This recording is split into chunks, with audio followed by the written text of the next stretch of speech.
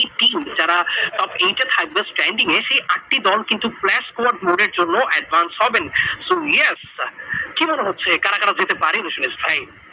Top 8 এ স্থান করতে পেরেছে এবং টপ 8 এ যে টিমগুলো স্থান করবে তারা খেলবে 5 তারিখ এবং 6 তারিখ সিএস স্টেজ গুলো, সুইস স্টেজ নামে সেগুলো থাকবে। ব্র্যাকেট গেম স্টাইলটা হচ্ছে 001। আই গেস জয় এটা এলাবোরেটলি তোমাদেরকে বোঝাবে। ইয়েস, এন্ড সুইচ স্টেজ আগামী 5 তারিখে তোমরা দেখতে পারবে সুইচ ব্র্যাকেট 00, এন্ড দেন সেদিনই দেখতে পারবে সুইচ ব্র্যাকেট 10, এন্ড পরবর্তীতে তোমরা দেখতে পারবে 6 তারিখে switch bracket 01 and 11, and 14 November, অর্থাৎ তোমরা সেমিফাইনাল গ্র্যান্ড ফাইনাল দেখতে যাচ্ছ আগামী 14 November exactly. And standing is right now on our screen, is right, has it won? It got a 2.7 wow 78 score নিয়ে হ্যাশট্যাগ 1 এ থাকছে টিম ফিরুজো আফটার 3 days, and hashtag 2 তে রয়েছে team RR 3 days, and hashtag 2 তে রয়েছে team RRQ Kazu with 773 points, hashtag 3P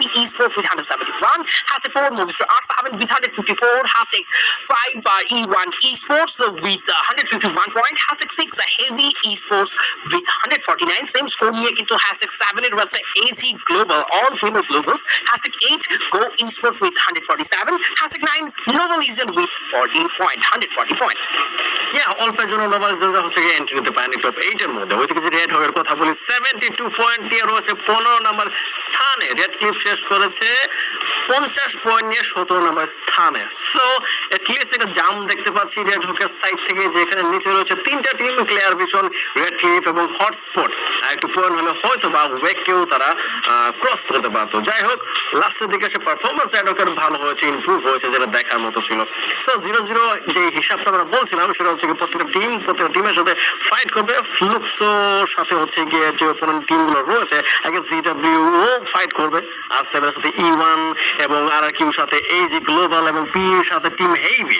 দেখা যাক এই 4টা টিম অপোনেন্ট 4টা টিমের সাথে কিরকম পারফরম্যান্স দেখায়।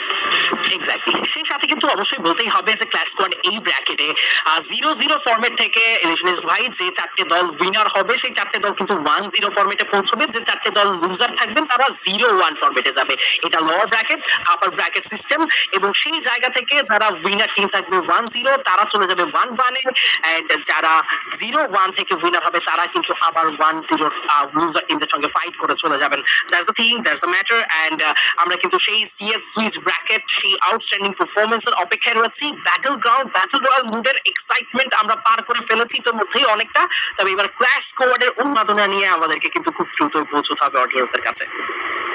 5 তারিখ এবং 6 তারিখে হবে সেই কোয়ালিফাইং রাউন্ডগুলো সিএস এর জন্য। দেখা যায় কোন টিম হচ্ছে গিয়ে অবস্থান নিতে পারবে ফাইনালে, এবং সেটার জন্য অতিরিক্ত তোমাদের একটু বসে থাকা লাগবে। এবং টিম শেষে যদি একটু পর্যালোচনা করি, বাংলাদেশের টিম আরজি এবং আরসি পারফরমেন্স নিয়ে একটু আপগ্রেড হয়েছে জয়। আমরা ফিল করতে পারছিলাম আজকে দিনে আজকে সাইড থেকে যে তারা কয়েকটা ম্যাচ কামব্যাক দিতে চেয়েছিল, অলমোস্ট ভুয়া নেয়ার প্রান্ত পৌঁছে গেছিল 2টা ম্যাচে।